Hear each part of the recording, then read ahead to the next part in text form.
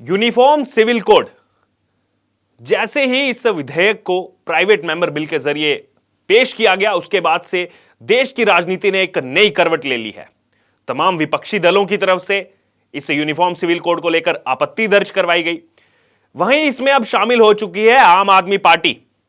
आम आदमी पार्टी के नेता अमानतुल्लाह खान, जो कि विधायक भी हैं, उनकी बौखलाहट अब साफ तौर पर जाहिर हो रही है जब उन्होंने अपने ट्विटर अकाउंट पर यूनिफॉर्म सिविल कोड को लेकर लिखा कि यूनिफॉर्म सिविल कोड लाकर भाजपा देश में अल्पसंख्यकों को प्राप्त अधिकारों को छीनना चाहती है। आगे अमानतुल्लाह खान ने इसमें लिखा कि प्राइवेट मेंबर बिल के जरिए राज्यसभा में इस बिल को पेश कर भाजपा सिर्फ ध्रुवीकरण की राजनीति कर रही है। भारतीय जनता पार्टी का मकसद जनता को बुनियादी मुद्दों से भटकाना है। इतना ही नहीं, अपने इस ट्वीट में शामिल करते हुए अमानतुल्लाह खान ने लिखा कि आज देश को महंगाई और बेरोजगारी से बचाने के लिए बिल की जरूरत है, जिससे देश का हर वर्ग परेशान है, लेकिन भाजपाइयों की राजनीतिक रोटी बिना मुसलमानों के सीखती ही नहीं है। तो यहां पर यह बड़े आरोप लगाए गए अमानतुल्लाह खान की तरफ से। लेकिन अगर बात की जाए, आगे इन्होंने लिखा जैसे कि यूसीसी बिल को तुरंत खारिज किया जाए और जनहित के मुद्दों पर बात की जाए। तो यहां पर सवाल यह बनता है अमानतुल्लाह खान से कि क्या यूनिफॉर्म सिविल कोड जनता का मुद्दा नहीं है? दरअसल संसद में 9 दिसंबर 2022 को यूनिफॉर्म सिविल कोड उसका प्रस्ताव रखा गया और इस प्रस्ताव के दौरान जो शीतकालीन सत्र शुरू हुआ, उस दौरान जो ये प्रस्ताव रखा गया, उसमें राज्यसभा में यूसीसी पर प्राइवेट मेंबर बिल इस दौरान पेश किया गया, जिसके जरिए इस प्रस्ताव को रखा गया। वहीं भारतीय जनता पार्टी के सांसद किरोड़ी लाल मीणा ने राज्यसभा में यूसीसी पर यह प्रस्ताव रखा। हालांकि इसको लेकर तमाम विपक्षी दलों की तरफ से संसद में हंगामा भी किया गया और विपक्ष ने इस बिल का जमकर विरोध दर्ज करवाया। लेकिन यहां पर सवाल यह उठता है कि आखिरकार यूसीसी को लेकर इतना बवाल क्यों? आखिरकार क्या है ये यूनिफॉर्म सिविल कोड जिसको लेकर राजनीति एक नई ओर जा रही है? अगर ये कानून देश में लागू होता है तो इसके क्या मायने होंगे, आइए आपको बताते हैं। दरअसल इस बिल की मांग एक लंबे समय से चल रही है देश के अंदर, और इस यूनिफॉर्म सिविल कोड का मतलब है कि एक देश एक कानून। इसको दूसरे शब्दों में अगर कहा जाए तो देश में जो शादी, तलाक, अडॉप्शन या फिर संपत्ति के बंटवारे जैसे जितने भी मुद्दे हैं, उनके लिए एक ही नियम और एक ही कानून लागू होना चाहिए।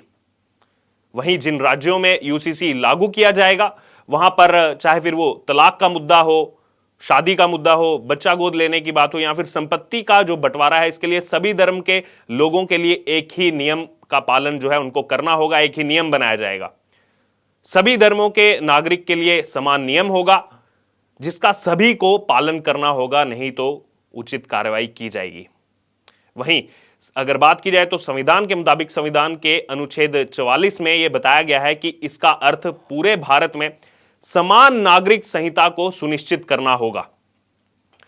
आर्टिकल 44 यह भी कहता है कि यह राज्य भारत के पूरे क्षेत्र में नागरिकों के लिए एक समान नागरिक संहिता को लागू करने का प्रयास करेगा। और वहीं अगर देश में यूसीसी को लागू किया जाता है, यूनिफॉर्म सिविल कोड को लागू किया जाता है, जिसकी बीजेपी लंबे समय से बात करती आई है, तो सभी व्यक्तिगत कानून समाप्त हो जाएंगे।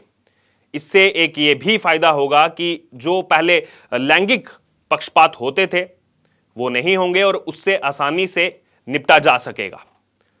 लेकिन विपक्ष साफ तौर पर इस यूसीसी को लेकर लगातार अपना विरोध दर्ज करवा रहा है। हालांकि बीजेपी ने अपना चाहे हिमाचल का मैनिफेस्टो हो या फिर गुजरात मैनिफेस्टो हो, जहां पर अभी हाल ही में चुनाव हुए, वहां पर यूसीसी लागू करने की बात की थी। और गुजरात में बीजेपी सरकार बनने के बाद भूपेंद्र पटेल ने कहा है कि कमेटी का गठन किया गया है और उनकी सिफारिश के आधार पर ही काम किया जाएगा। यानी कि जो चुनावी वादा किया गया, चुनाव जीतने के 2 दिन बाद ही भूपेंद्र पटेल का यह बयान आना कहीं ना कहीं साफ तौर पर जाहिर करता है कि बीजेपी का विजन क्या है गुजरात में। और वहीं अमानतुल्लाह खान, वही अमानतुल्लाह खान जिनको वित्तीय गड़बड़ी लेकर के या फिर वक्फ बोर्ड की संपत्तियों में किराएदार का निर्माण करना हो, वाहनों की खरीद में भ्रष्टाचार हो या फिर दिल्ली वक्फ बोर्ड में सेवा नियमों में उल्लंघन करने के जो लगातार आरोप लगे, 33 लोगों की अवैध रूप से नियुक्ति करने वाले ये अमानतुल्लाह खान आज यूसीसी पर सवाल उठा रहे हैं। जब इन पर कार्रवाई चल रही थी तो उस दौरान अवैध कैश मिलना, अवैध हथियार मिलना, ये हैं वो अमानतुल्लाह खान। दरअसल दिल्ली वक्फ बोर्ड के चेयरमैन हैं और पिछले कुछ सालों में लगातार वक्फ बोर्ड में जो गड़बड़ी हुई है उसमें इनका नाम सामने आया है। वहीं आपको बता दें कि जब इस विधेयक को लाया गया, बीजेपी सांसद किरोड़ी लाल मीणा ने बतौर प्राइवेट मेंबर बिल इस विधेयक का प्रस्ताव जो है पुनर्स्थापना के लिए राज्यसभा में रखा और वहीं डिवीजन स्लिप से इसके लिए वोटिंग की गई। और जब वोटिंग हुई, उस वोटिंग में जिन सांसदों को चुनकर के भेजा गया है जो इस देश की संसद में है, जब इस बिल को उनके सामने रखा गया और उसके बाद जब वोटिंग की बात सामने आई और जब यह बिल पेश किया गया जिसमें कुछ आपत्ति भी दर्ज करवाई गई, लेकिन उसके बाद डिवीजन स्लिप के माध्यम से भी इसकी वोटिंग करवाई गई और वोटिंग में जो आंकड़े सामने आए 63 वोट जो है वो इसके पक्ष में थे और 23 विपक्ष में, यानी कि 2/3 बहुमत से भी ज्यादा। अब इसके जो मायने हैं वो ये हैं कि आखिरकार बिल को पेश कर दिया गया है, लेकिन इसको लागू होने में अभी कितना समय लगेगा ये तो देखने वाली बात होगी। लेकिन यूसीसी के समर्थन में जो भाजपा शासित जो राज्य हैं उनका क्या क्या रुख रहा है वो आपको बता दें। गुजरात के बारे में हमने आपको बताया किस प्रकार से वहां पर कमेटी का गठन कर दिया गया है और इससे पहले उत्तराखंड की भाजपा सरकार ने यूसीसी के लिए जो है एक समिति का गठन किया और हिमाचल प्रदेश में भी इसके लिए बात रखी गई थी, लेकिन वहां पर सरकार नहीं बन पाई भाजपा की।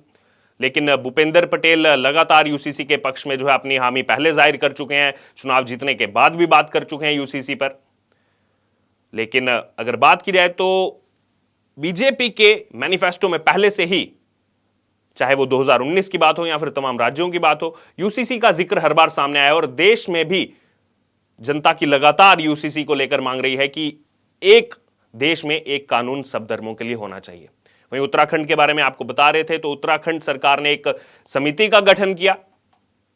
उत्तराखंड सरकार ने उत्तराखंड के निवासियों के निजी मामलों को देखते हुए, निजी मामलों के को जो है मद्देनजर रखते हुए इसके संबंधित कानूनों की जांच करने और कानून का मसौदा तैयार करने के लिए विशेषज्ञों की एक समिति का गठन किया, जिसके बाद देश में नई चर्चा जो है शुरू होने लगी यूसीसी को लेकर कि क्या बीजेपी पहले राज्यों में इनको लाकर, जहां जहां राज्य सरकार है बीजेपी की, वहां पर यूसीसी लागू करके जो है देखना चाहती है कि आखिरकार नागरिकों का क्या रुख है यूसीसी को लेकर।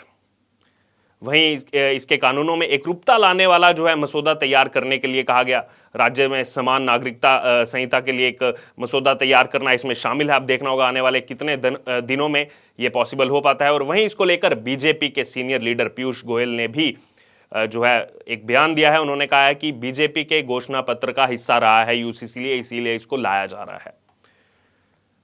जैसा हमने आपको बताया कि कई चुनावों में यूसीसी भाजपा के घोषणा पत्र में रहा है, जबकि अगर बात की जाए तो इस निजी सदस्य का बिल 2020 से लंबित था लेकिन पेश नहीं किया गया था। वहीं यूसीसी नागरिकों के व्यक्तिगत कानूनों को बनाने और लागू करने के लिए एक प्रस्तावित कानून है जो सभी नागरिकों पर उनके धर्म, लिंग या यौन अभिविन्यास की परवाह किए बिना लागू होगा। सभी के लिए एक समान कानून होगा। लेकिन इसको लेकर विपक्ष जो है आपत्ति क्यों दर्ज करवा रहा है, अब यह देखने वाली बात होगी कि आने वाले दिनों में क्या और भाजपा शासित राज्यों में इसी तरह यूसीसी को लाने के लिए कुछ कमेटियों का गठन किया जाएगा।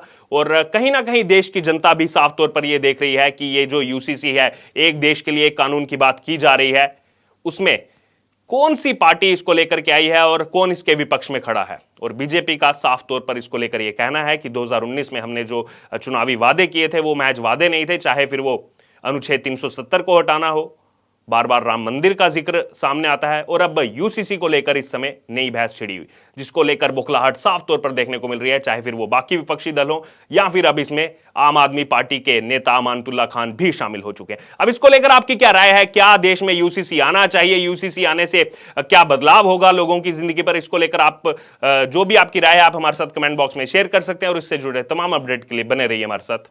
धन्यवाद।